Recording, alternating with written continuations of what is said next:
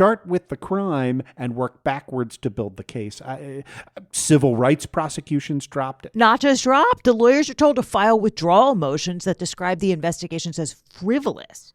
The corruption is total and is basically out in the open.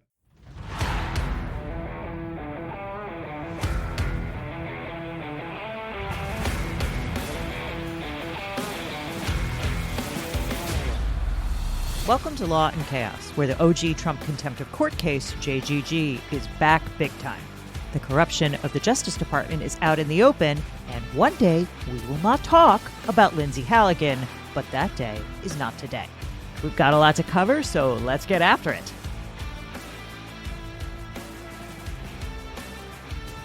Hey guys, I'm BlueSky, and with me as always is Andrew Torres. Andrew, how are you? I am great, Liz. Did you have a nice weekend? I did. I had a lovely weekend. Did you? Yeah, I did. And, we're back in full force as always. There are so many stories. Yeah. So the courts are back since the shutdown is over. Virtually every case we follow pinged us with an alert from the judge saying, time for scheduling orders. People, let's move. Obviously, the biggest news was in the Jim Comey case where Trump's insurance lawyer invented a whole new way to be incompetent. I appreciate that Florida is not in the business of disbarring Republicans, but man, that lady is an embarrassment to the profession. I know. We're going to get into that one in detail, which it's amazing. And we'll discuss how the DOJ's blatant contempt of court in the J.G.G case finally worked its way back to the trial judge. Yeah, that's the turn those planes around case of the men being kidnapped to Sicat in El Salvador. This is the case that started it all, right? Kilmar Abrego Garcia was on that flight, and we have seen so many judges across the country adapting their practice after the government demonstrated just how far it was willing to go to defy court orders. Arguably, that is what destroyed the government's presumption of regularity across the country.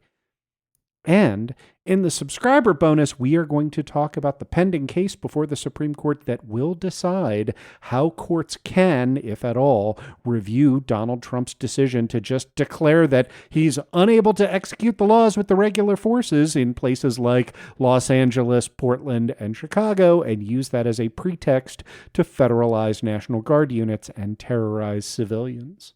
Okay, but before that, docket alert. Blast from the past. Remember when Donald Trump sued Hillary Clinton for doing the RICO to him, along with Jim Comey and Rod Rosenstein and Perkins Coie and DNC and half of Washington? Simpler times when we could all laugh at Trump's idiotic lawsuits, safe in the knowledge that he'd never be in power ever again. This case in particular was the one where Judge Donald Middlebrooks in Florida sanctioned Trump and his OG Sparkle Magic lawyer, Alina Habba, remember her, $1 million for dragging 24 different parties down to Florida for a stunt lawsuit, which, Liz, I was really looking forward to Habba having to cough up $1 million. Well, the case is back. Today, as you are listening to this, Donald Trump will argue his appeal of the dismissal and sanctions order before the 11th Circuit, since Alina Habba is currently cosplaying as U.S. Attorney for New Jersey. Trump's new Sparkle Magic lawyer, Alejandro Brito, will argue the case. Brito's on a roll since his latest complaint filed against the New York Times for defaming poor Donald Trump was immediately drop-kicked by Judge Stephen Meredith. The defendants didn't even have to ask for that. It was just the court said, get out of here. This is hilariously defective. Brito refiled it within 30 days, and it hasn't gotten flushed yet. I'm learning. Yeah, this should be amazing. I do hope you and I will be able to listen to this hearing tomorrow. Mm-hmm. Less amazing, the U.S. Attorney for the Southern District of Florida, Jason Redding Quinones, is still trying to make fetch happen with this dumb shit theory of Mueller and Clinton and Comey and the FBI being part of this giant conspiracy to get Trump. That's exactly the same stuff as in the lawsuit. The Washington Post has a hilariously snarky article which says that Quinones was an unsparkly line attorney who once sued the office he now leads because it discriminated against him for being a white man and an Air Force reservist. That's why they didn't promote him, because he's white, see. Mm-hmm. He left that office in 2024, and now he's back. Yeah.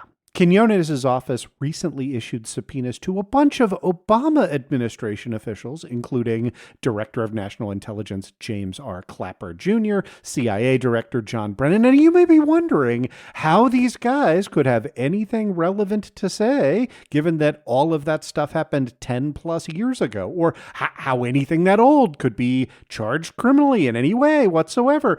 And the Washington Post says that wingnut lawyer Mike Davis, a former Neil Gorsuch clerk and current conservative gadfly, has a theory. So let's read that.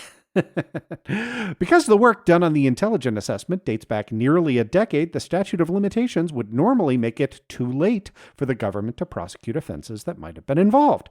Davis has floated the idea, however, that prosecutors could try to prove that the assessment was just one part of a long-running conspiracy by government officials to deprive Trump of his rights. Davis asserts that the conspiracy included the 2022 raid of the president's Mar-a-Lago resort, which was authorized by a court to retrieve sensitive government materials that Trump took when he left the White House, which would be within the time limit. I mean, those are all words. I don't think they mean anything, but okay. We're going to talk at length about the filings in the James Comey case, but there were a couple of filings in the parallel Letitia James case as well. Remember, those were the ones brought by Lindsay Halligan, the insurance lawyer from Florida. One of the motions James filed was a motion to unseal grand jury materials, and the other was a motion to dismiss for selective and vindictive prosecution. Yeah, let's start with that one. The selective and vindictive says everything you would think that it would, right? James talks about three people. Bill Pulte, the teenage chair of the Federal Housing Finance Agency. He's like 37. Yeah, well, Anyway, he pawed through her financial records based on nothing more than a tip from a fringe right-wing media figure. Pulte fired all the ethics officials who said he was inappropriately accessing her private information. Second on the list is your favorite Ed Martin, the right-wing weirdo lawyer who couldn't indict his way out of a paper bag and now spends his time looking for Trump supporters to pardon as the pardon attorney. Her motion says, Mr. Martin orchestrated a bizarre media stunt where he and a DOJ colleague traveled to Brooklyn, New York to visit Attorney General James's private home there and stage a photo opportunity in front of it for the New York Post. The Post, with a photographer in tow, was there to capture the moment for Mr. Martin, adorned in an Inspector Gadget-inspired beige trench coat in the middle of an August summer day, and in what could only reasonably be construed as an attempt to intimidate Attorney General James. A few days later, Mr. Martin posted a photo of himself in front of her home on his official DOJ X account. Oh, you blend, buddy. And the third person featuring prominently in this motion for selective and vindictive prosecution is, of course, Lindsay Halligan. Yeah. I think James's team knows they're unlikely to get this case dismissed via this motion. Mm-hmm. So instead, they've sought what they call fulsome discovery into the government's conduct in bringing this case, including all communications among and between President Trump, AG Bondi, Ms. Halligan, Mr. Martin, Director Pulte, and their staffs regarding AG James. Yeah, I don't know that they're going to get all of that, but I think they will get something. I agree with you. I think that's right. The other motion she filed is one to access grand jury materials. But this was Halligan's second day in front of the grand jury, so she didn't screw up quite as spectacularly in the James case as she did in the Comey case, which means that there was less super obvious stuff to point to and say, Judge, look at this shit. You have to abrogate grand jury secrecy here. So James made a secondary ask. Actually, it's a four-part ask. She wants, 1, access to impanelment records of the grand jurors, and 2, any voir dire questions presented to or other screening done to the grand jury venire and the individual grand jurors who heard evidence in this matter to screen for potential political or other bias. Yeah, let me talk about those two things really quickly. So impanelment is seating individual members of the grand jury. And voir dire are the questions that were asked of those potential grand jurors during that screening process to see if it was appropriate to sit them or not. That's typically when you ask, if they have any direct conflicts, if they have any prejudicial knowledge about the case that's in front of them. So what James wants to know here is if Lindsay Halligan said, who here gets warm and fuzzy feelings when I say the word MAGA or, whatever. And I have to say, for these two, it's almost certainly a long shot, right? Although they do have a reasonable argument that any of those sorts of questions would not be covered by the grand jury secrecy rules. Okay. So then the third ask is for the prosecution's introductory remarks and legal instructions provided to the grand jury, which voted on the indictment.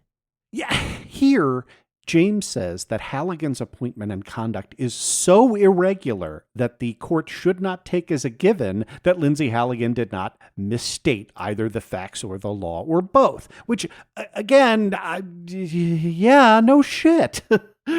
Yeah, and number 4, the thing that she asks for is whether transcripts of witness testimony and other evidence procured by the Norfolk grand jury, including any that contain exculpatory material, were presented to the Alexandria grand jury.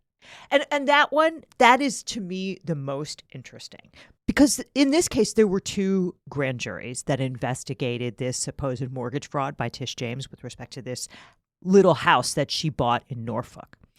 The one in Norfolk actually heard from Tish James's niece, who has lived in the house the whole time and says she has not paid rent. She testified to that, but she told the New York Times that she did not testify to the second grand jury impaneled by Halligan in Alexandria. So what Tish James is trying to get at here is whether Halligan hid this totally exculpatory evidence from the second grand jury. Because a prosecutor doesn't have to disclose every single piece of exculpatory evidence, but she can't hide known information, which would tend to negate the defendant's guilt. And it kind of looks like that's what she did here. Yeah, and just adding to what looks hinky here, Norfolk is 200 miles away from Alexandria. Right. Yeah. Right. This is clearly shopping it around. Okay, we're going to come back to Lindsay Halligan in a hot second. But first, because it is Tuesday, let's thank our new subscribers over on Substack at lawandchaospod.com. Thank you to Darren Unamori, Sarah R., Joshua Mills, HP, Happy and Smiling Caredid, Russell Steinthal, and Jacob Scarron. And a big thank you to our supporters on Patreon over at patreon.com/lawandchaospod. Thank you to Fabian, Frank Henninger, AL, and Bambi votes for positive change while embracing menopause with catitude. Thanks, Bambi. Love that name. Yeah. All right. You guys know what to do. If you want to support the show, go ahead and subscribe over at patreon.com/lawandchaospod or lawandchaospod.com. You'll get the show ad-free. You'll get all the extras, and you will get our undying love and affection. For everybody else, we love you too, but you're going to have to sit through this ad break.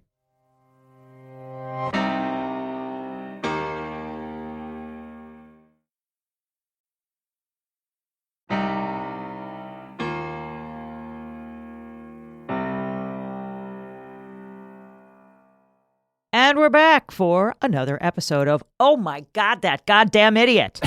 You're going to have to narrow it down a little for me later. Which idiot are you talking about? I know you can't mean the world's bestest newbie prosecutor, Lindsay Halligan. As a matter of fact, I do. Well, I happen to have it on good authority that the Tish James and James Comey cases are, in fact, in good hands. They're attempting to remove many of President Trump's U.S. attorneys around the country. The Comey indictment's going to be just fine. I've also signed on to that, backing up what Lindsay Halligan did because they're coming after her. I read all the transcripts. She's doing a great job. Oh, Pam. Obviously, that was Attorney General Pam Bondi on Fox explaining that Halligan did a great job presenting the Comey case to the grand jury, and she knows because she read the transcript. Which is hilarious because Magistrate Judge William Fitzpatrick also read the transcript, and he came away with a slightly different impression. In fact, he found 11 separate grounds for disclosing all of the grand jury materials, those that exist anyway, to Jim Comey by the close of business yesterday as you're listening to this. But let's set the stage here for a second. Grand jury materials are presumptively secret, and there has to be a really good reason for the defendant to get them. Magistrate Fitzpatrick suddenly ordered them turned over last week. The government appealed that decision, and trial judge Michael Nachmanoff said that Fitzpatrick needed to go back and make the specific legal findings necessary under Rule 6E of the Federal Rules of Criminal Procedure to abrogate grand jury secrecy. And boy, did he ever. So it would appear that Halligan's presentation to the grand jury was defective in basically every way. Like, Halligan advised the grand jurors that the prosecutor was their legal advisor. She is not. She conveyed to them that Comey would not have a Fifth Amendment right not to testify at trial. I know she's an insurance lawyer, but come on. There was also a redacted quote in this order from Judge Fitzpatrick that is followed by, that statement by Halligan clearly suggested to the grand jury that they did not have to rely only on the record before them to determine probable cause, but could be assured the government had more evidence, perhaps better evidence, that would be presented at trial. Is that how it works? No, which is why Judge Fitzpatrick called them, quote, fundamental misstatements of law that could compromise the grand jury process. So, look, we could sit here giggling all day about this ass-kicking, but I want to refine our focus to two particular buckets. One is evidentiary, one is procedural. The evidence in this case was seized pursuant to 4 different search warrants served on Daniel Richman in 2019 and 2020 during Trump's first term. Remember, Richman is the Columbia University law professor who is Comey's friend and his lawyer. Richman is also the person that Comey is accused of lying about in his testimony to Ted Cruz that's at issue in this case. Comey has said all along, since the beginning, that the way the government used the data seized under those warrants violated his Fourth Amendment rights, and Judge Fitzpatrick today pretty much agreed. The government had a responsibility to only retain materials that were related to the crimes being investigated at the time those warrants were issued in 2019 and 2020, which was theft and conversion of stolen government property and unlawful gathering or transmission of national defense information by Richman. Anything outside of that was supposed to be sealed. The government was not supposed to look at attorney-client privilege communications between Richman and Comey. It wasn't supposed to look at communications temporally outside of the scope of the warrant. So if the warrant said communications between March and May of 2017, and the hard drive seized also has documents from June and July, the government cannot look at those. And, Liz, you may surmise from my reciting this list that the government did none of those things. Not in 2020, back when Bill Barr was in charge of the DOJ and absolutely knew better, and definitely not in 2025. In fact, the government almost certainly needed a second warrant to look at the evidence that it had seized 5 years earlier because of multiple different factors, including the passage of time, the difference in investigative targets and alleged crimes, and instead, they didn't bother to get one. They just reopened the old files. As Judge Fitzpatrick explained in his order today, the government appears to have conflated its obligation to protect privileged information, an obligation it approached casually at best in this case, with its duty to seize only those materials authorized by the court. This cavalier attitude towards a basic tenet of the Fourth Amendment and multiple court orders left the government unchecked to rummage through all of the information seized from Mr. Richman, and, apparently in the government's eyes, to do so again any time they chose. And it used that wrongfully obtained information in its presentation to the grand jury. So that's all bad, and probably a reason to dismiss the indictment. It is certainly a reason to give Comey the grand jury transcripts. But now we turn to the second procedural bucket, which you wrote about for our Substack, Liz. Called it. You sure did. Right. So we've been getting all these signals from Judge Cameron Curry that there's a hole in the grand jury transcripts. Remember, she's the South Carolina judge who's handling that motion to disqualify Halligan. And she told the government to give her all of the grand jury transcripts and recordings a couple of weeks ago. And then she put out another order a week later saying, no, really all of them, including the stuff you got no build on. Because remember, Halligan tried to indict on 3 counts, but the jury refused to return an indictment on the first count. There was a hearing last week during which Judge Curry said there was still a hole in the transcript, so Attorney General Pam Bondi could not possibly have examined the record and ratified what Halligan did. And then Halligan filed this weird notice yesterday saying that she finished presenting her case to the grand jury at 4:28 p.m. on September 28th. And then I've just got to read from this. Approximately 2 hours later, at 6:40 p.m., I was notified, meaning Halligan, by then First Assistant U.S. Attorney Maggie Cleary that the grand jury had returned a true bill as to the presented Count 2 and Count 3 of the indictment, and that the grand jury had not returned a true bill as to the presented Count 1. I then proceeded to the courtroom for the return of the indictment in front of the magistrate judge. Which could not possibly be true, right? If the jury came back at 6:40, just with a no bill, and then 8 minutes later, Halligan and Cleary presented the magistrate with 3 versions of the indictment, all of which were signed, like that doesn't work. Clearly, someone talked to the grand jurors. I mean, if only to find out that they had issued a no bill. I don't know what actually happened here, but I knew that wasn't it. And so did Judge Fitzpatrick. He said the short time span between the moment the prosecutor learned that the grand jury rejected one count in the original indictment and the time the prosecutor appeared in court to return the second indictment could not have been sufficient to draft the second indictment, sign the second indictment, present it to the grand jury, provide legal instructions to the grand jury, and give them an opportunity to deliberate and render a decision on the new indictment. If the prosecutor is mistaken about the time she received notification of the grand jury's vote on the original indictment, and this procedure did take place, then the transcript and audio recording provided to the court are incomplete. If this procedure did not take place, then the court is in uncharted legal territory in that the indictment returned in open court was not the same charging document presented to and deliberated upon by the grand jury. Either way, this unusual series of events, still not fully explained by the prosecutor's declaration, calls into question the presumption of regularity generally associated with grand jury proceedings and provides another genuine issue the defense may raise to challenge the manner in which the government obtained the indictment. You do not want a magistrate judge to say we're in uncharted territory, because that likely means he is preparing a recommendation to dismiss the indictment. And we're going to break down all of that after our second ad break, unless, of course, you are a subscriber over at patreon.com/lawandchaospod or on our Substack at lawandchaospod.com.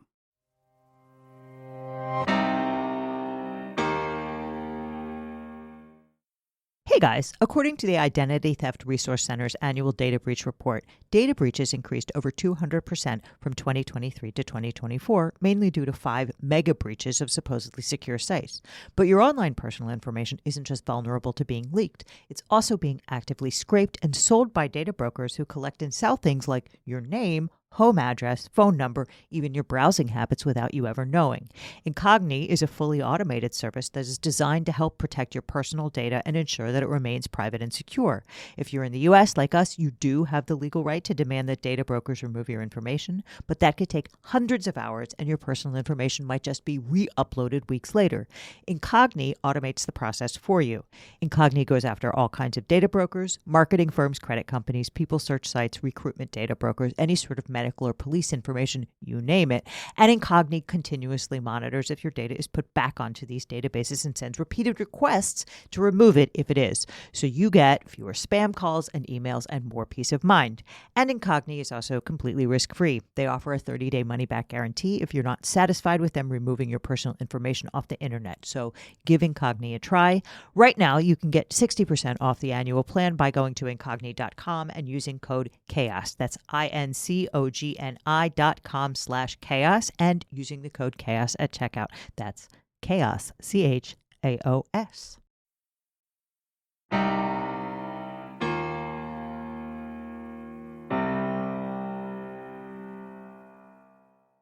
And we're back. We're talking about Judge Fitzpatrick's rather dim view of how Lindsay Halligan handled her presentation to the grand jury.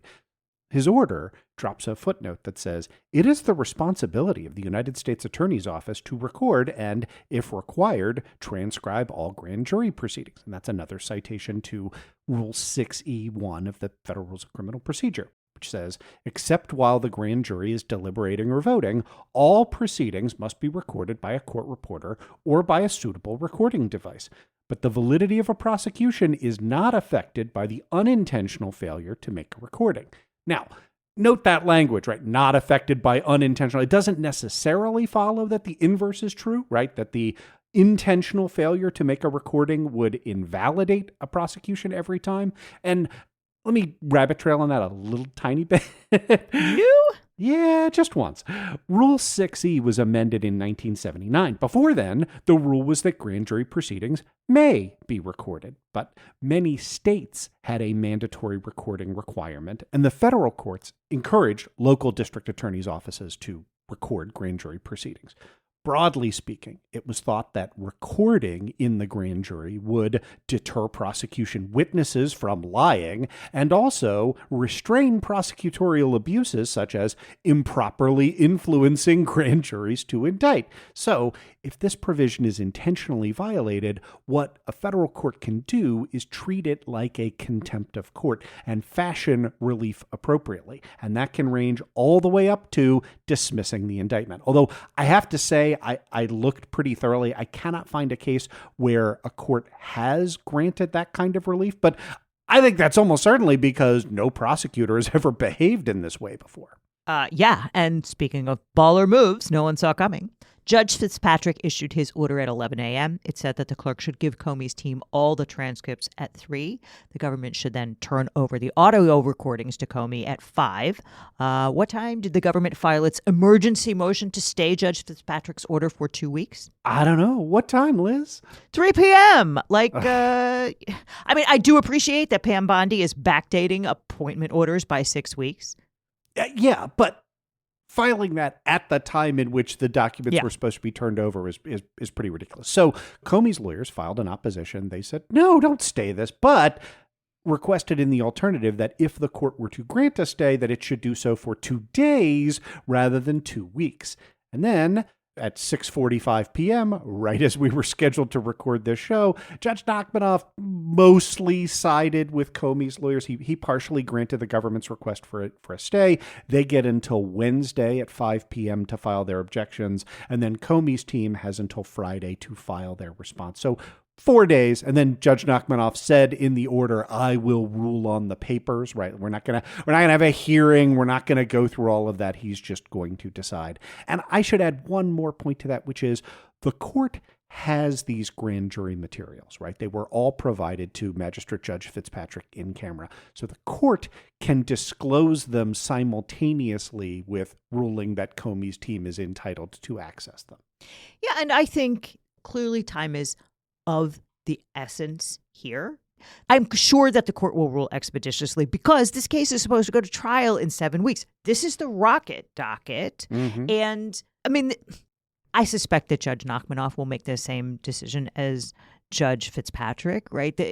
The conduct described by Judge Fitzpatrick is so egregiously inappropriate and so clearly must be disclosed as a basis to try and get the case dismissed that I suspect that Comey will have it within a week. I think that's right.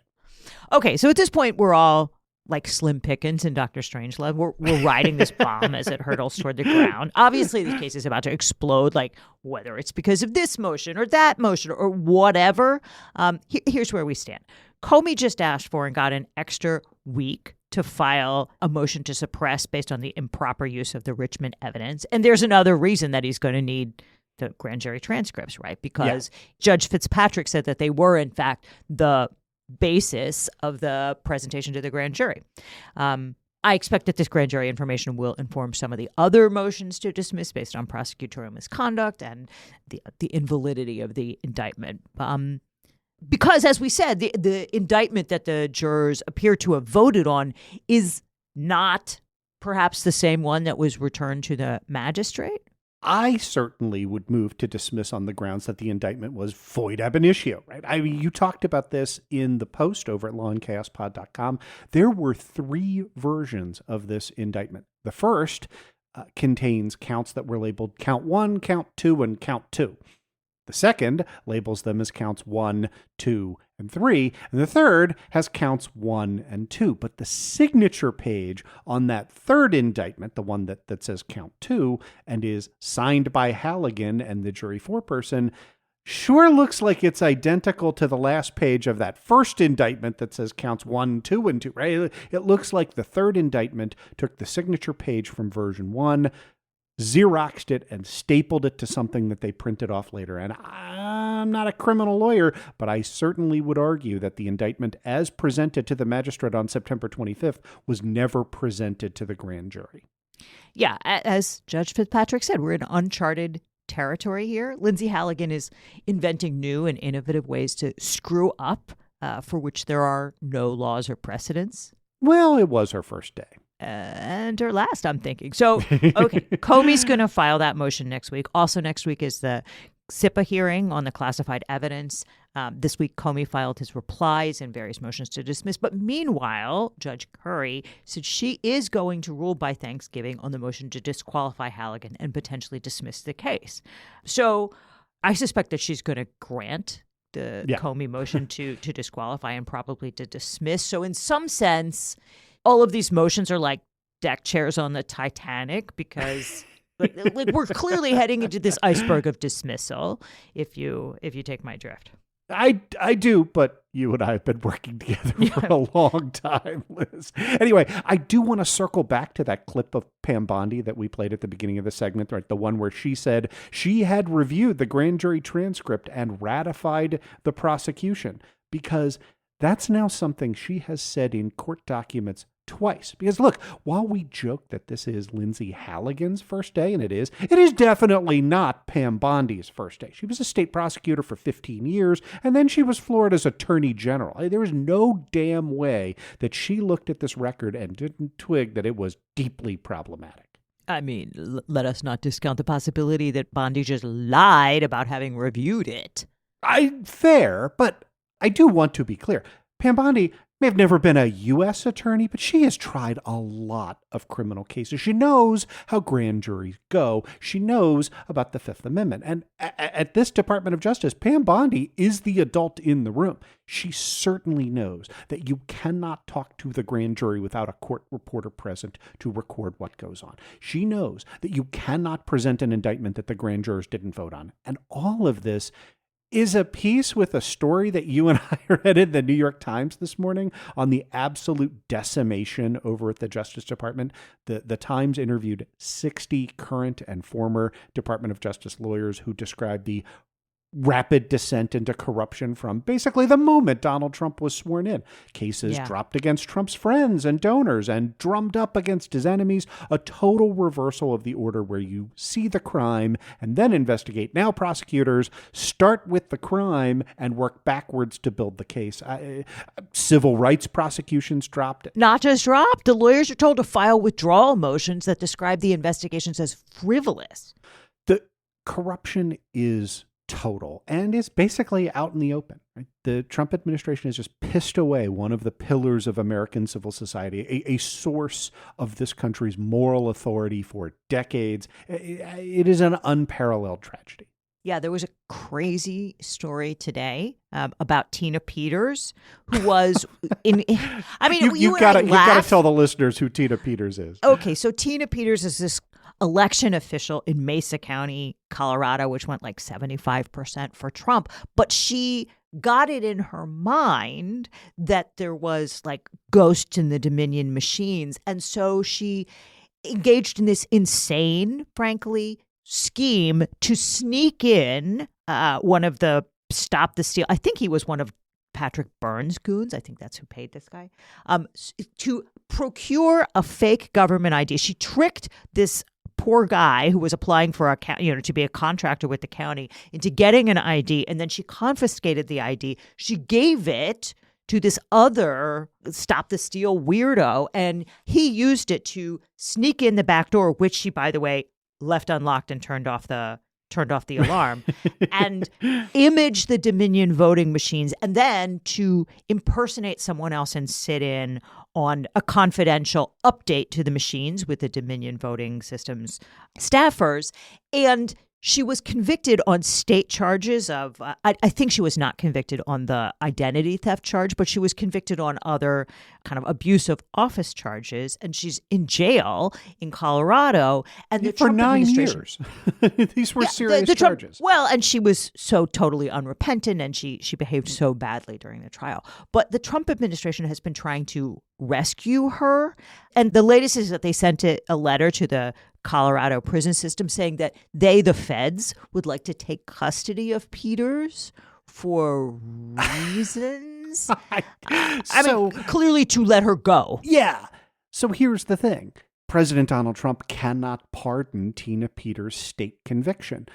There is a process whereby state prisoners can be transferred. Now, usually that is from one state prison to another. There's an interstate compact, and usually that is done to protect the safety of the inmate, right? Like where they are suffering abuse in a particular facility and they get moved. There are a handful of cases that I've been able to find where state law prisoners get transferred into federal custody. But it basically never happens, and it never happens without the consent of both the state facility and the federal facility. And here, the Colorado Department of Corrections has said, there's no legal basis for it. We're not going to do this. This is a stunt. It's not going to happen. So we'll find out. Well, I guess you'll have Ed Martin dressed as Inspector Gadget on the courthouse steps in Denver. Okay, we're going to take a quick ad break. We will be right back.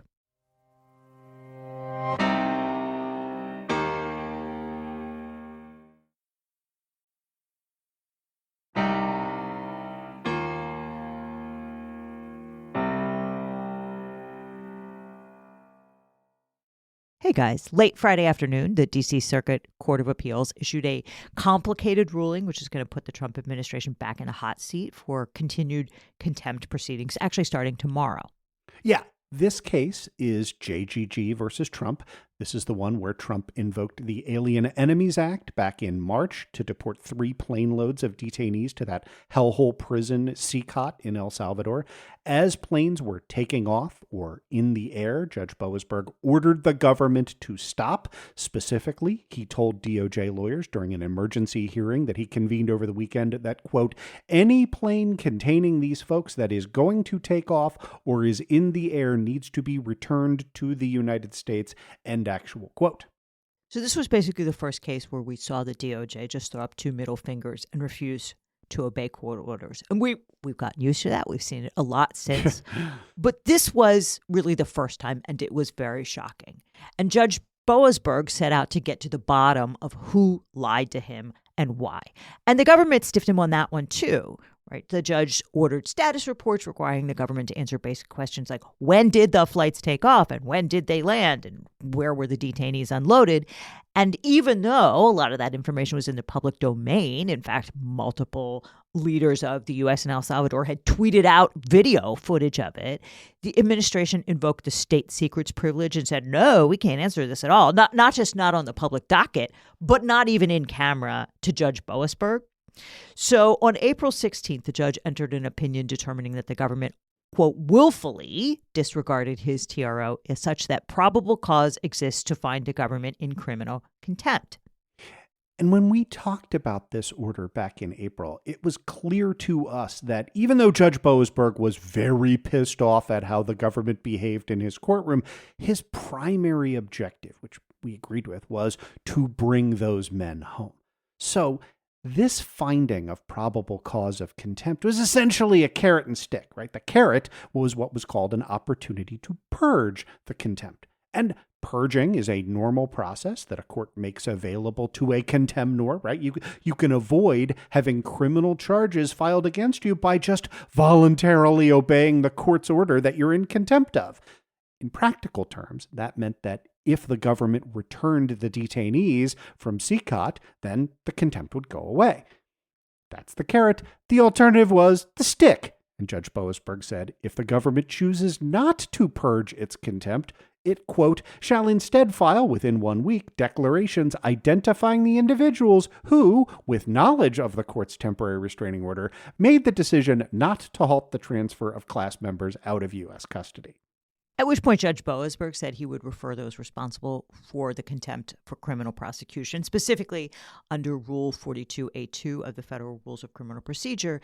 If the government, quote, declines or the interest of justice requires, the court will, quote, appoint another attorney to prosecute the contempt.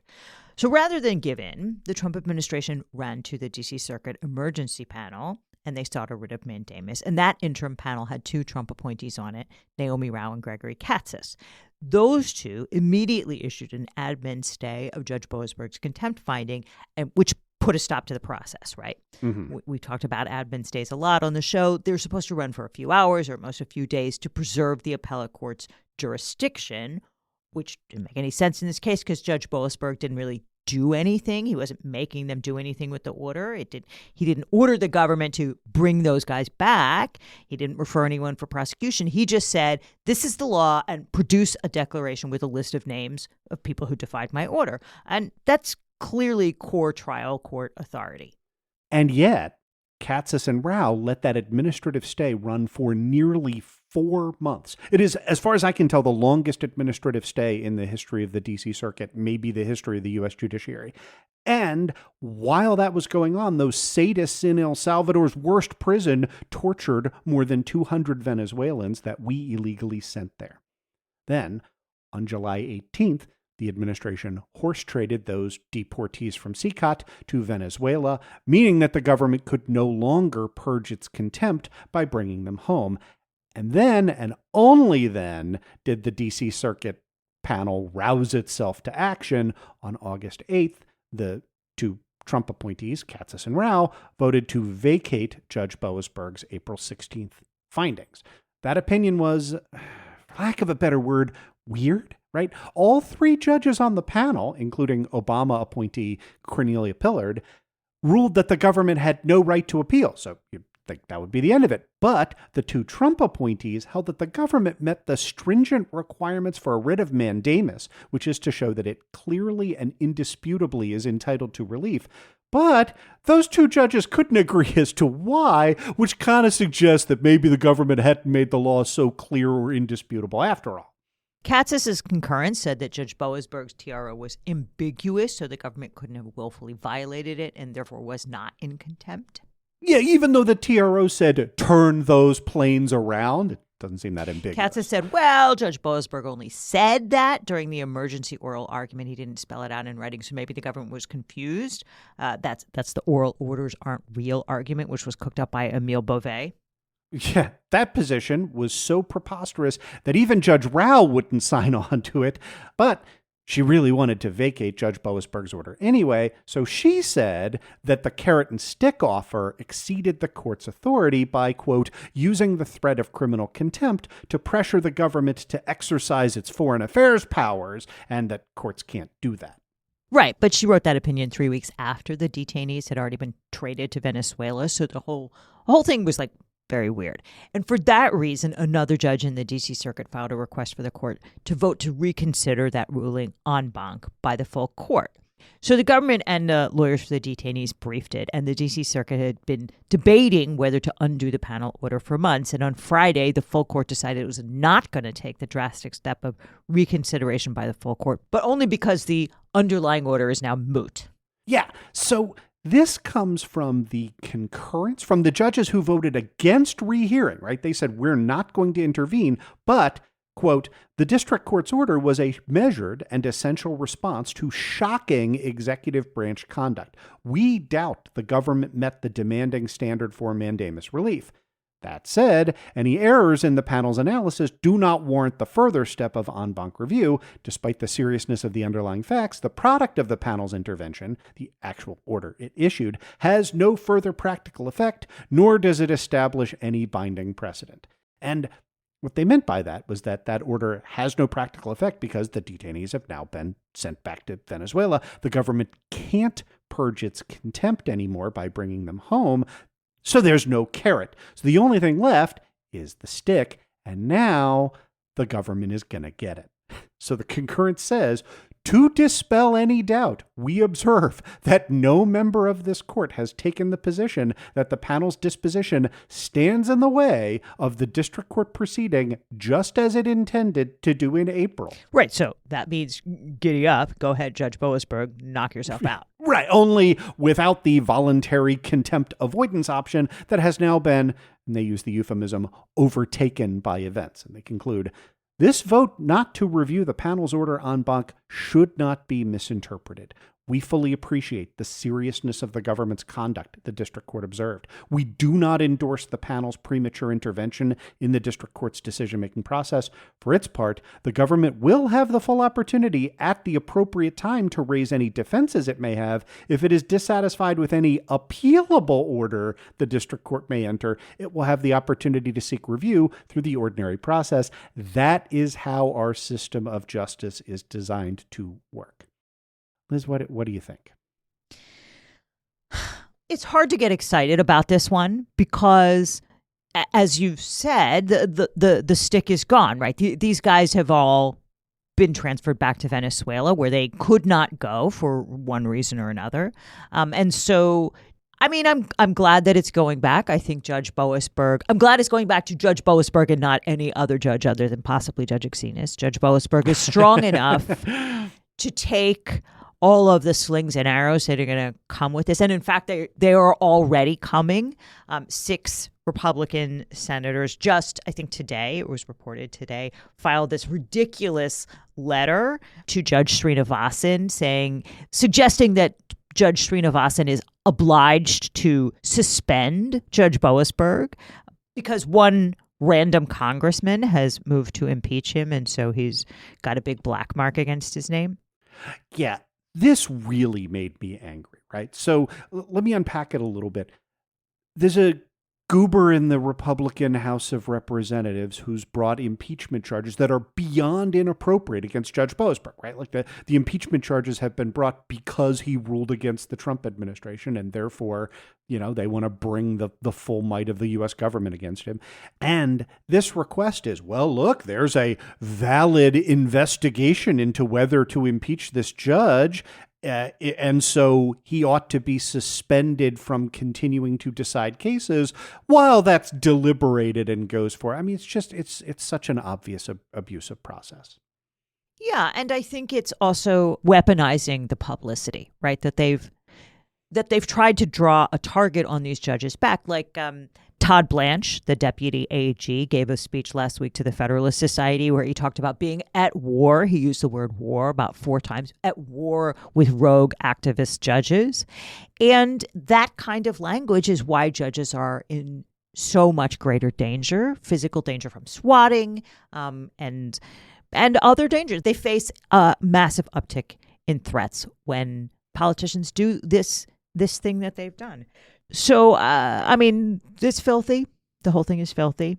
But if anybody can handle it, it's Judge Boasberg. I agree with that.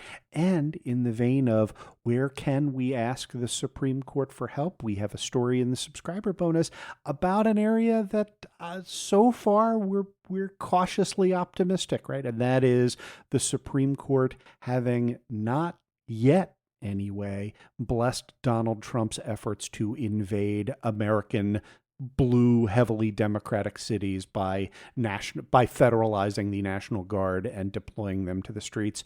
There was additional briefing on that question completed yesterday, and we're going to get into the weeds on all the geekery in the subscriber bonus if you are a subscriber at patreon.com or on our Substack. All right, that's going to do it for us today, guys. Thank you so much for hanging out. And if you like the show, please give us a 5-star rating on your podcast platform of choice. We'll be back Thursday with written content and Friday with another podcast.